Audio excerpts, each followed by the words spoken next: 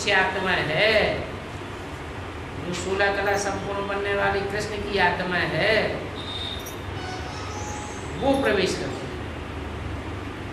वो दिव्य गुणों की वाणी चलाती है। बाकी बाबा की याद में रह कर चलाती है। इसलिए उस वाणी का कोई भी एक वाक्य मुरली के महावाक्यों के खिलाफत में नहीं निकलता। सारे ही महावाक्य मुरली के अनुकूल हैं, कोई महावाक्य प्रतिकूल नहीं।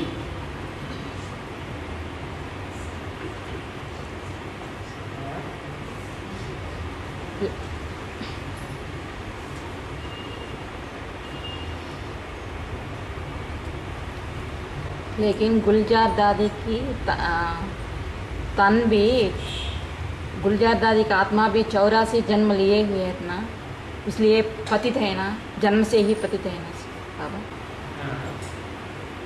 जन्म से ही पतित से होता है सभी का। भी मनुष्य मात्र से कलयुग की दुनिया में सबका जन्म भ्रष्ट इंद्रियों से ही होता है। बाकी पूर्व जन्मों के जो हिसाब किताब है वो तो पूरे करने पड़ेंगे। भले कन्या का चोला है, लेकिन पूर्व जन्म के हिसाब किताब तो उसके भी हैं, पूरे करने पड़ते हैं। वंदे मातरम अर्थ क्या है? वंदे माने वंदना करना, झुकना, वंदना अथवा झुकना अथवा पूज्य मानना, ये उसी के लिए होता है जो पवित्र होता है। बंदे पितरम नहीं कहा जाता, क्योंकि पिता जितने भी बनने वाले हैं वो सब दुर्योधन दुशासन,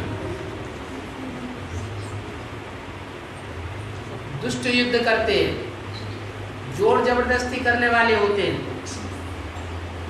उनमें पवित्रता की धारणा होती नहीं होती जितनी कन्या माताओं में होती है।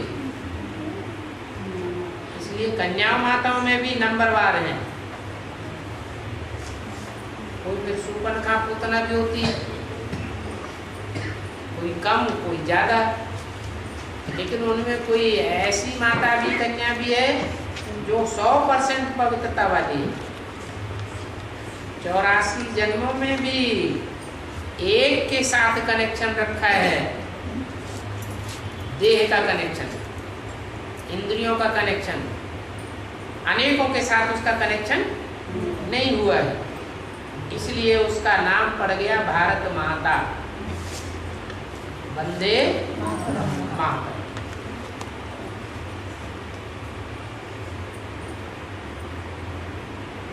इसके लिए अव्यक्त वाणी में बोला भारत माता शिव शक्ति अवतार, अंत का यही नारा है। अंत में कौन सा पाठ प्रत्यक्ष होगा?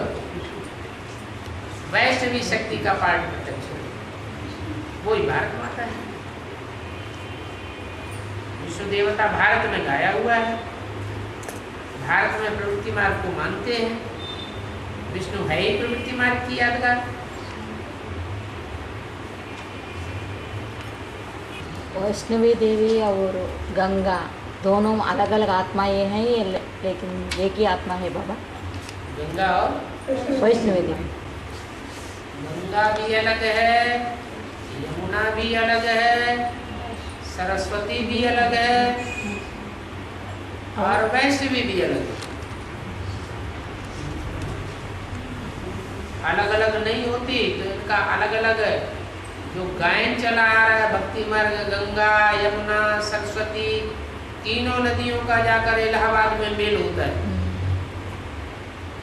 गंगा अभी मैदान में आ गई या नहीं आ गई? गंगा में आ गई। गंगा तो गंगा है ही, गंगा कभी आत्मा, गंगा कभी उड़ नहीं जाती, सदैव गंगा रहती है, कभी पतित और कभी पावन। यमुना भी ऐसे ही, यमुना नदी भी सदैव है ही है। ऐसे नहीं सतयुग त्रेता में यमुना गंगा नहीं थी, वहां पावन थी और यहाँ कलयुग में आकर उनमें कचड़ा पड़ जाता है। तीनों नदियां थी, ये तीनों नदियां इलाहाबाद में इकट्ठी होती हुई दिखाई गई है। फिर जाकर के बंगाल में ब्रह्मपुत्र नदी के साथ मिलती है। ब्रह्मा और उसकी पुत्री कौन है? ब्रह्मा चंद्रमा है ना, तो चंद्रमा की पुत्री कौन वंश की हुई? चंद्रवंशी। चंद्रवंशी हुई। चंद्रवंशी की सबसे श्रेष्ठ पुत्री का नाम क्या है? कृष्ण सूर्यवंश का। राधा? राधा चंद्रवंशी। चंद्रमा के कुल में सबसे श्रेष्ठ थी श्रेष्ठ कन्या ने जिसने जन्म लिया उसका नाम पड़ा राधा। तो राधा ही वैष्णवी शक्ति है, ब्रह्मपुत्रा नदी है। उसको भक्ति मार्ग कहते हैं ब्रह्मपुत्री। ब्रह्मा की क्या है? पुत्री है। ये चारों ही नदियां चैतन्य में भी हैं और उनकी यादगार भक्ति मार्ग में 4 जड़ नदियां भी हैं। सबसे लंबी और सबसे बड़ी नदी है ब्रह्मपुत्र नदी। ये गंगा यमुना सरस्वती ये नदियां सब कौन सी नदी में जाकर मिलती है? ब्रह्मपुत्र में जाकर। सरस्वती శరీరం తీసుకొని ब्रह्मपुत्र जाकर के सागर में శరీరం తీసుకొని అనుకుంటే ఇప్పుడు సూర్యుడు अब पांडवों का मयसभा क्या है? मयसभा पांडव यहाँ इकडे ఏంటి? బేహద్దులో ఎక్కడ పాండవులది మనసా ఉంటుంది కదా, ఇప్పుడు బేహద్దులో ఎక్కడ అనుకుంటున్నట్ట.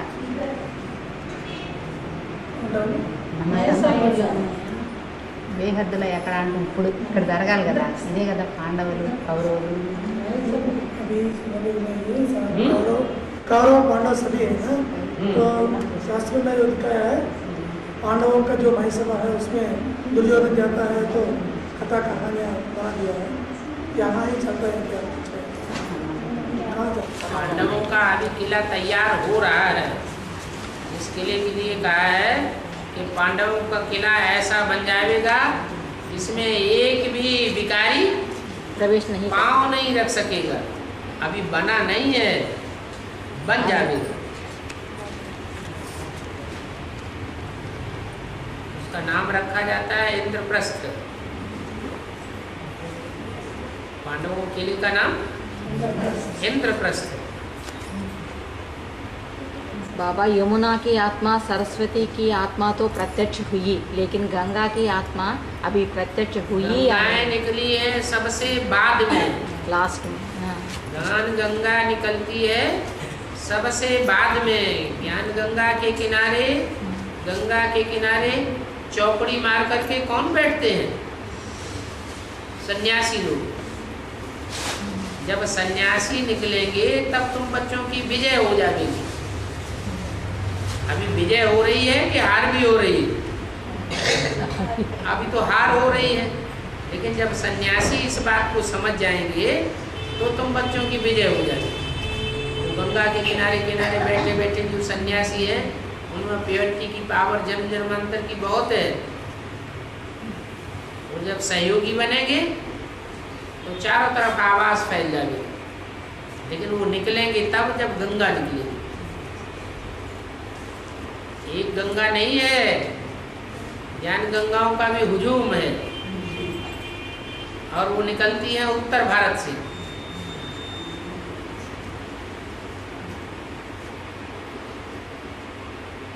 आदि में भी ज्ञान गंगा और अंत में भी ज्ञान गंगा। बेसिक में भी आदि में गंगा थी। गंगे दादी नाम सुना होगा, बहुत शास्त्रवादी थी। ऐसे एडवांस में भी सबसे पहले एडवांस ज्ञान वही कन्या सुनती है। सतो प्रधान ज्ञान उसी की बुद्धि में पहले पल्ले पड़ता है, बाद में और दूसरी नदियाँ सुनती हैं। तो जो आदि में सो अंत में निकलती है। अभी निकली नहीं है, निकलने वाली है। अभी नए संगठन में एनएस में रहने वाले जो भी आत्माएं सभी देवता बनेंगे। और जो एडवांस में चल रहे हैं, बेसिक में चल रहे हैं, वो देवता नहीं बनेंगे हैं? बेसिक में जो नारायण वाली आत्माएं हैं, जो कम कला वाली नारायण बनेंगे, वो स्वर्ग में नहीं जाएंगे। अव्वल नंबर जो देवता बनेंगे वो 84 जन्म लेंगे। नंबरवार बनेंगे वो 84 जन्म नहीं लेंगे। कम कला के देवता बनेंगे, कमजोरी रह जाएगी तो दूसरे धर्म में द्वापर युग से कन्वर्ट हो जाएंगे।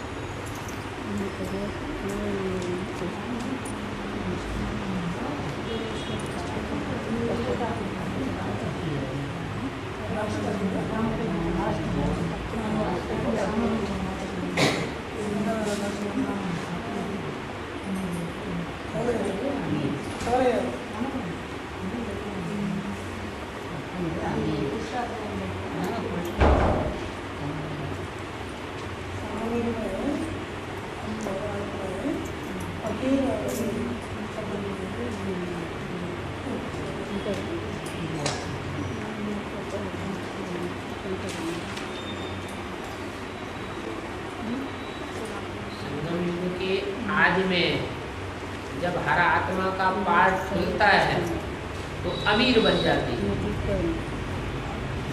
क्या फिर 4 अवस्थाओं से गुजरना होता है, सतो प्रधान, सतो सामान्य, रजो और तमो। धीरे धीरे अनेकों के संग के रंग में आकर के फकीर बन जाते हैं।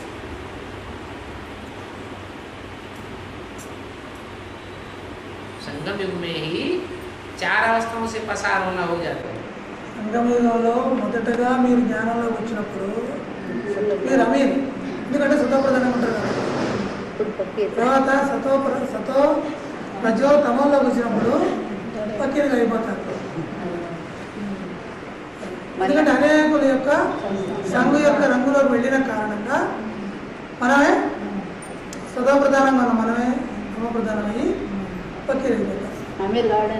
अनेकों के संग के रंग में आने से फकीर बन जाते हैं और एक के संग के रंग में आने से अमीर बन जाते हैं। ఇప్పుడు ఒక్కరి యొక్క సంఘ యొక్క రంగులో ఉన్నారంటే మళ్ళీ అమీర్ అవుతారు. మీ ప్రశ్న మాకు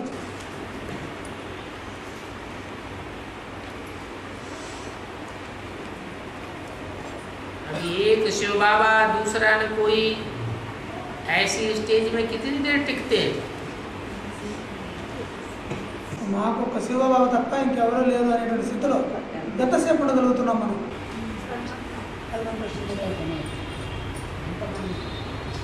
ఎంతమంది ఎంతసేపు? మనం సంగతి చూడండి. కానీ అడగండి, తన పేరు చూసుకొని అడగాలి. వస్తాను అడుగుతావా? మీరు రామాయణ భారత కథ చదవండి. శైవులు వైష్ణవులు, శైవులు వైష్ణవులకి తేడా ఏంది? ఎవరు శ్రేష్ఠులు?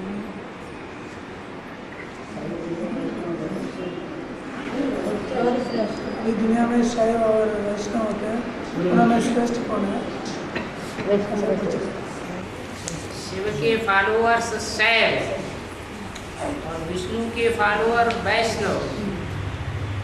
शिव की डायरेक्ट संतान बनते हैं तो शैव संप्रदाय कहे जाते हैं, और विष्णु की डायरेक्ट संतान बने तो वैष्णव संप्रदाय कहे जाते हैं। शिव की जो संतान बनते हैं वो रुद्रमाला है। वो रुद्रमाला राजाई पद पाती है और विष्णुमाला जो बनती है पहले पहले, वो राजा पद नहीं पाते हैं। उनको कौन सा पद मिलता है? रानियां बन सकती है, वरना रानियां भी आधीन रहती हैं, राजा किसी के अधीन नहीं रहता है। ऊंच पद किससे मिलता है? विष्णु से या शिव से? शिव से ऊंच पद मिलता है।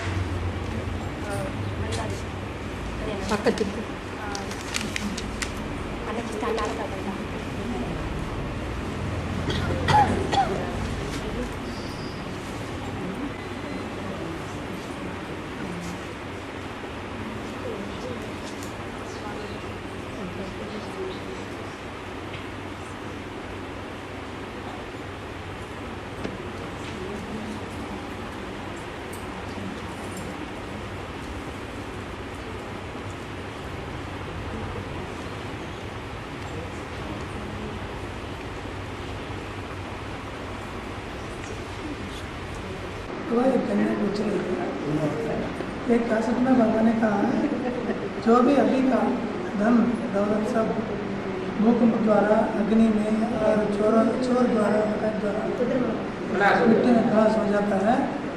इसलिए ईश्वरीय कार्य में लगाने से सफल हो जाएगा और आपको रिटर्न भी मिलेगा। और रिटर्न मिलेगा इसी जन्म में मिलेगा, इस जन्म में भी रिटर्न मिलेगा और 21 जन्म के लिए ब्याज भी मिलेगा, और फिर 63 जन्म के लिए ब्याज के ऊपर भी ब्याज मिलेगा। क्योंकि 21 जन्म के आधार पर 63 जन्मों का भी हिसाब किताब बन जाता है। ఇప్పుడు ఎంతెంతగా మనం ఈ ధనాన్ని ఈశ్వరీయ కార్యంలో ఉపయోగిస్తామో అది ఈ శరీరం ద్వారానే ఇప్పుడే మనకి ఇవ్వడం జరుగుతుంది. వడ్డీ వచ్చి 21 జన్మలకు ఇస్తారు. ఆ 21 జన్మల ఆధారంతోనే 84 జన్మల పూర్తిగా కూడా మనం అనుభవం చేసుకోవచ్చు.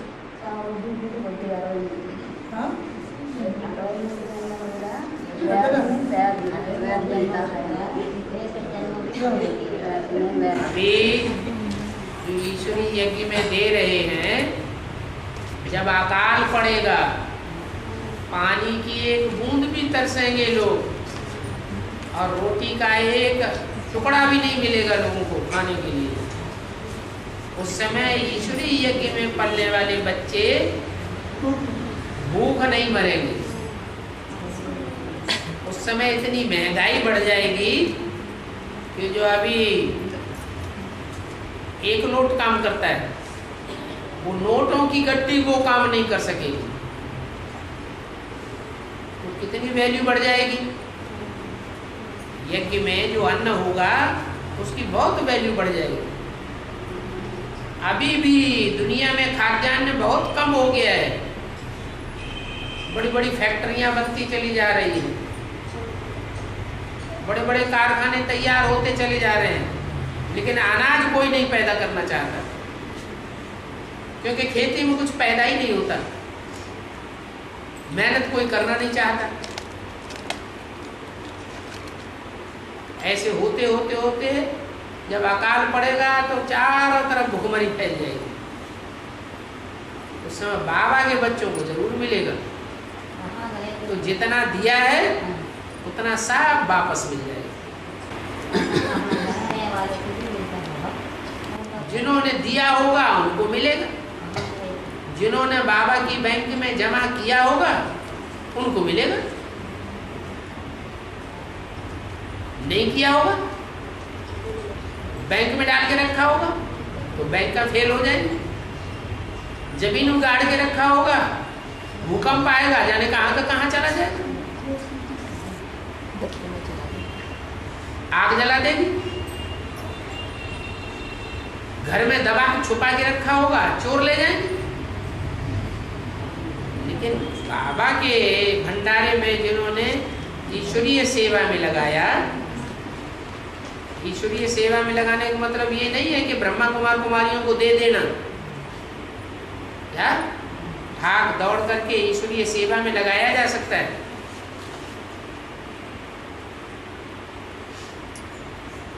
चक्कर काटेंगे ईश्वरीय सेवा में तो खर्चा होता है कि नहीं होता है? होता है।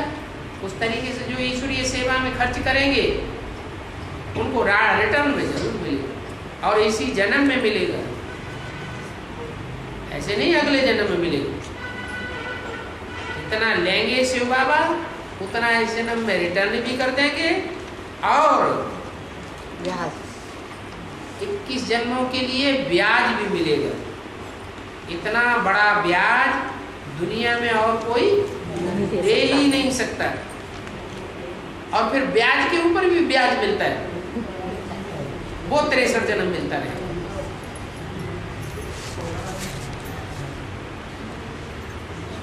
बाबा विष्णु को गरुड़ मंत्र के ऊपर दिखाते हैं ना, उसकी ऊपर तेलुगु लो चप्पू గరుత్మంతుడు మీద విష్ణు కూర్చుంటాడు కదా, అది అధీనమైనట్టు కదా గరుత్మంతుడు విష్ణువు కదా. అన్నయ్య నిజం. వాహనం అంటే అధీనం అవుతాయి కదా. ఎవరైనా వాడు గరుడు వాకణం విష్ణువుకి. उनके ऊपर विष्णु को दिखाते, विष्णु गरुड़ आधीन होता है क्या? అధీనం अదే नहीं है ना, आरूढ़ होता है कंट्रोल नहीं। गरुड़ जो है, मोर को भी गरुड़ कहते हैं। गरुड़ माने जो सांपों को खा जाता है, मोर भी खा जाता है, सर्प बिच्छू टेंडन को खा जाता है।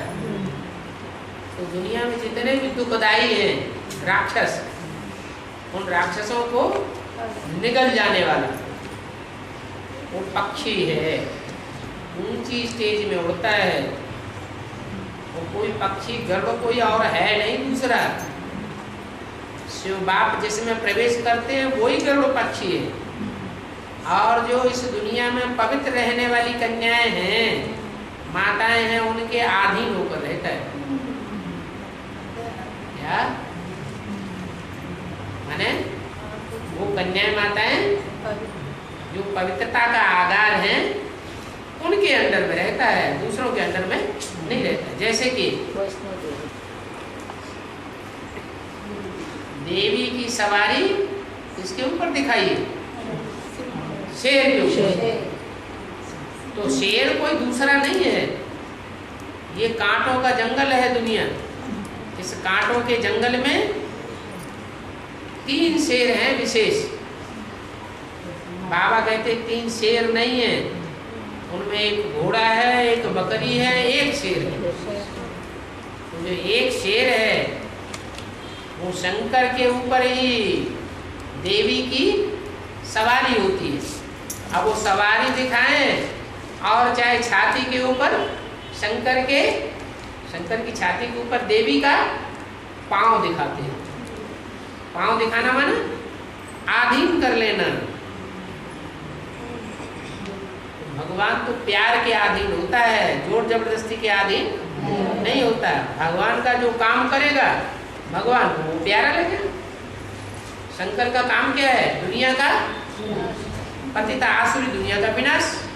और शंकर करता है या असुर संहारणी या शक्ति करती है? शक्तियां करती हैं। तो जो शक्ति ये कार्य करके दिखाए उसके सामने झुक जाते हैं। कौन? शंकर। उनका काम तो सहज हो गया ना।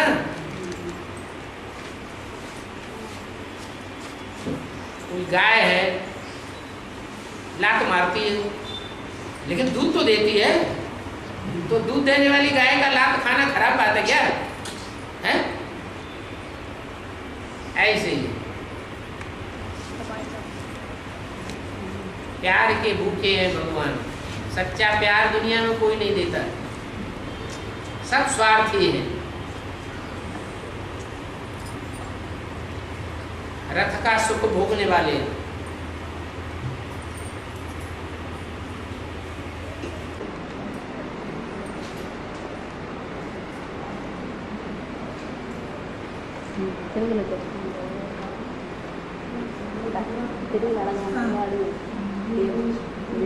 అడగాలంటే తెలుగులో చెప్పుకుంటున్నాను. తెలుగులో అడిగి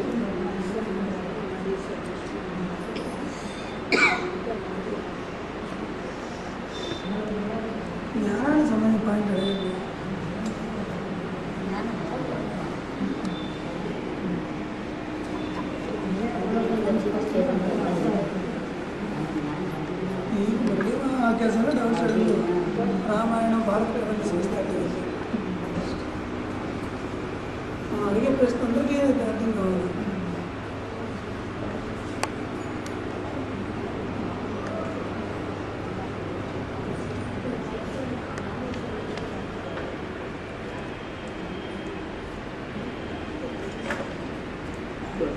ఏదో ఆత్మస్థితి ప్రసిద్ధంగా వస్తున్నాయి నెట్ అధిగమించాలి అటువంటి అడగండి ఈ డౌట్ అడగండి ఎప్పుడు అడగకుండా ఆత్మస్థితిలో ఉండాలంటే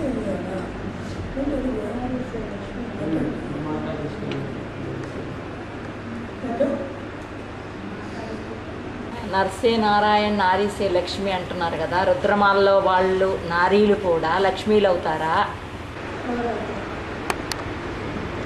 नरसे नारायण नरसे लक्ष्मी कहते हैं ना, जो रुद्रमाला मणकों में भी जो महिलाएं माताएं हैं वो भी लक्ष्मी बनी हुई थी। जो रुद्रमाला में है कन्याएं माताएं वो जगदम्बा की भुजाएं हैं या जगत पिता की भुजाएं?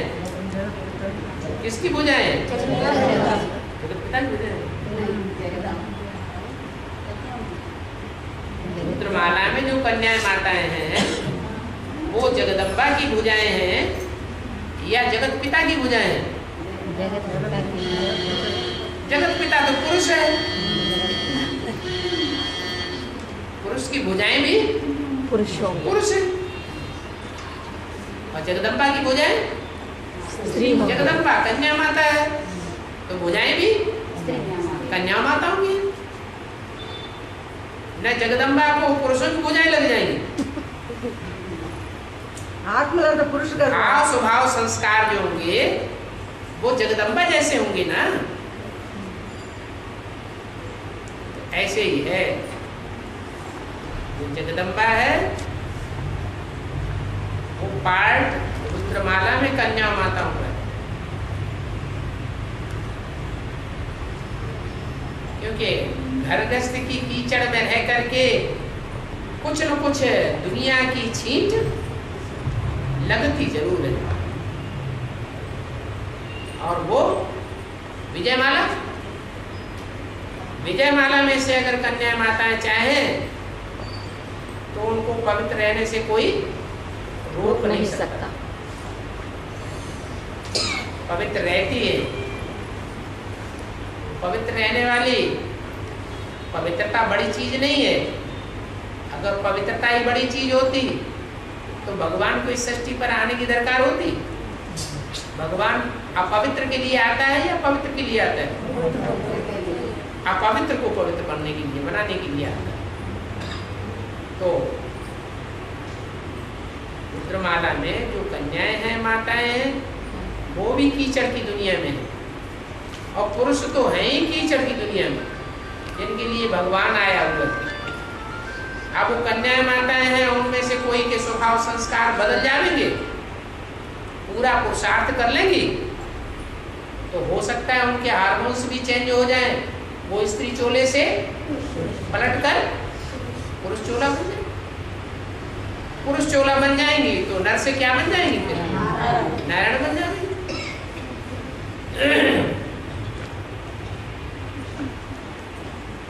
ऐसे विजयमाला में भी होगा। विजयमाला में भी ऐसे नहीं कि सब कन्याएं माताएं ही होंगी, वो कोई पुरुष भी होंगे, लेकिन उनका स्वभाव संस्कार कैसा होगा? कन्या माता कैसा? उनके भी हार्मोन्स बदलेंगे। कन्या माताओं के जैसे स्वभाव संस्कार लचीले हो जाएंगे, वो विजयमाला में आ सकते हैं।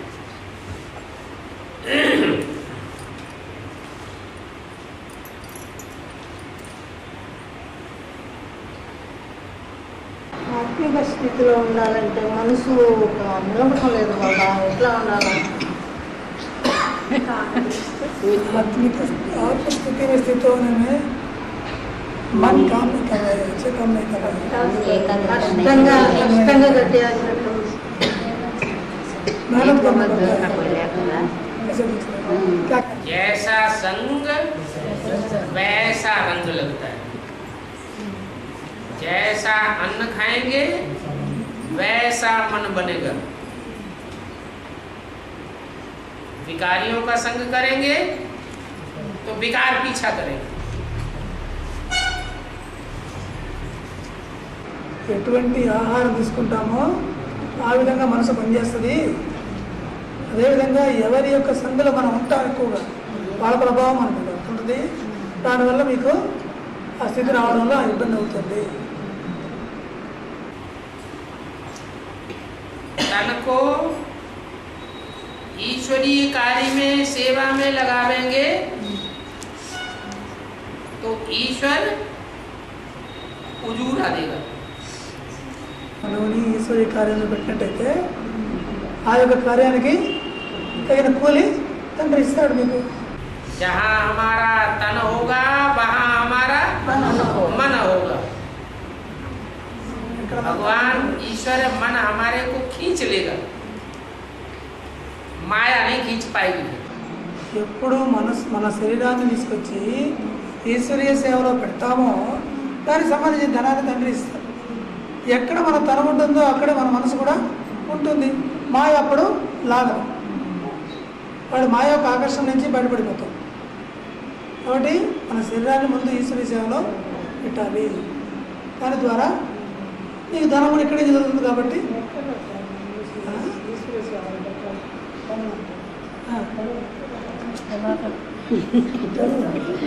हमको कैसे लगाना है ईश्वरीय सेवा में? हमको ईश्वरीय सेवा में लगाना कैसे? आपको ईश्वरीय सेवा में कैसे लगा? आसुरी सेवा में कैसे लगा रहे? आसुरी सेवा में आसुरों की सेवा में लगा रहे कि नहीं लगा रहे हैं? तो ईश्वर के बच्चों की सेवा में भी लगा सकते हैं। ईश्वर की सेवा में डायरेक्ट लगा सकते हैं। ఇప్పుడు ఈశ్వరీ సేవలో పెట్టండి తీసుకొచ్చాను. వాళ్ళు చెప్తే వాళ్ళు లేదు. हम सभी को सुनाते हैं, कुछ सुनने वाले नहीं है, तो किसको सुनाए? किसको न सुनाओ किसी को। ईश्वरीय कार्य तो चल रहा है, परिवार है कि नहीं ईश्वर का? परिवार ఉంది, సేవ చేయండి. ईश्वरीय परिवार में बच्चे हैं कि नहीं? उन बच्चों की सेवा करो। माताओं की तो बहुत जरूरत है। कन्याओं को तो ढेर की ढेर अर्पण कर देते हैं, माताओं को तो कोई अर्पण नहीं करता। వాళ్ళకి చాలా మందికి కన్యలు వచ్చున్నారు. అక్కడ వాళ్ళకి మాతలే లేరు వాళ్ళు చూసుకోవడానికి. వచ్చి అక్కడ సేవ చేయండి. అప్పుడు కుదరదు.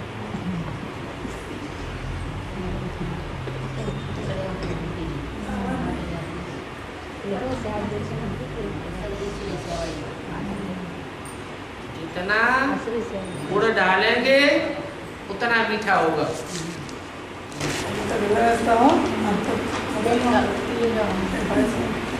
जितना तन मन धन ईश्वरीय सेवा में स्वाहा करेंगे उतना मन ईश्वरीय सेवा में लगेगा।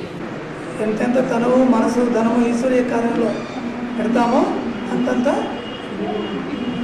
तन और धन असुरों की सेवा में जाएगा तो मन भी असुरों में जाकर के चिपक जाएगा। తనువు మనసు అసలు సేవ చేస్తే ధనం కూడా తనువు ధనము అటు వెళ్తే మనసు కూడా వాళ్ళలో అతుక్కుంటూ వెళ్ళి అసలు असुर ही याद आते रहेंगे। కాబట్టి అసలు గుర్తు వస్తుంటారు. పొరపాటు ఎక్కడుందో చూసుకోండి.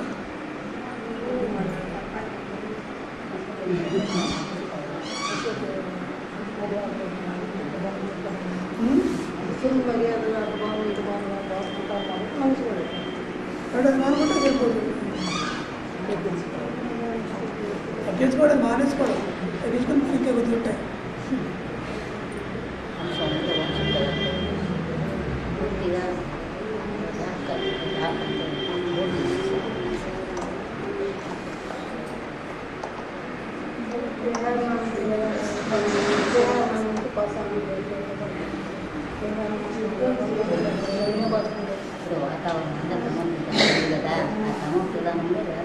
బాబా ఇంటికి వెళ్ళిపోండి. బాబా ఇంట్లో మాతలు ఎక్కరు బాబా సర్వీస్ చేయడానికి.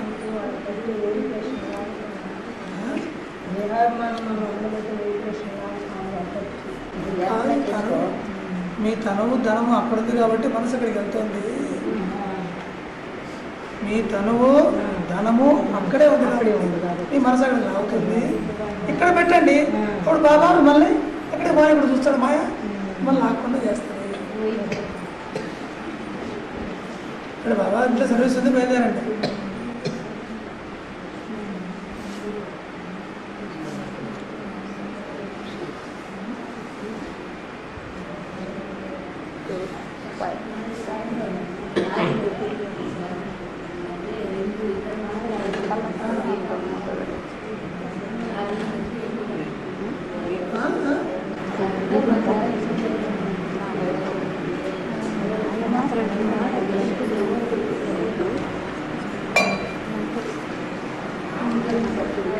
ఇప్పుడు మాత్రం వాళ్ళు ఎన్ని జన్మలు తీసుకుంటారు?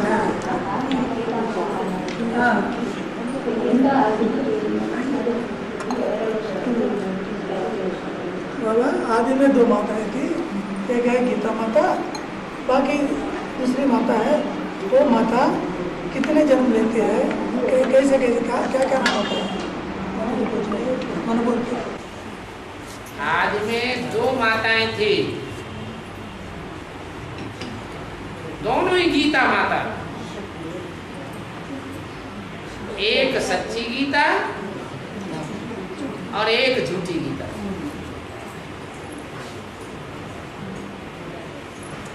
मनुष्य बनाते हैं झूठी गीता और भगवान आकर के बना देते हैं सच्ची गीता। అప్పుడు ఉండేటువంటి వాళ్ళిద్దరు గీతా మాత్రమే, ఒకరు గీతా మాత్ర, ఒకరు మనుషుల ద్వారా తయారు చేయబడ్డటువంటి గీత, ఇంకొకటి ప్రమిత పరమాత్మ ద్వారా తయారు చేయబడ్డటువంటి గీత. ఇద్దరు గీతలే.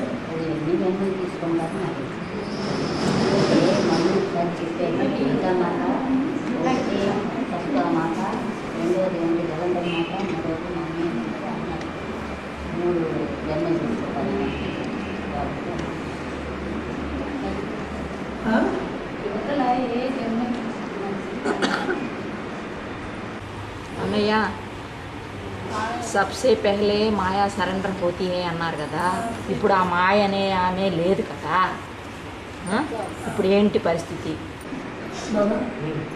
सबसे पहले माया सरेंडर होगी ऐसे बोलते हैं, जो माया वाली आत्मा भी शरीर से नहीं है ना, शरीर से नहीं है। वो माया आधारभूत जड़ थी या बीज थी? जिस माया की बात कर रही है कि शरीर नहीं है, शरीर छोड़ दिया, वो शरीर छोड़ने वाली माया वो जड़ थी, आधारभूत जड़ थी या बीज थी? आधारभूत जड़ थी। आधारभूत